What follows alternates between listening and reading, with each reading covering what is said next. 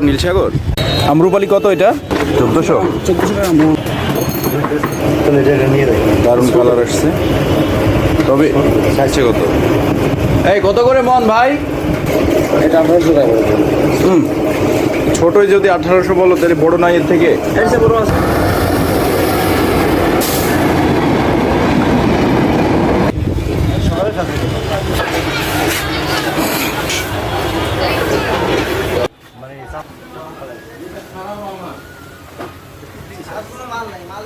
আছে ভাই, 1 KG 22 KG.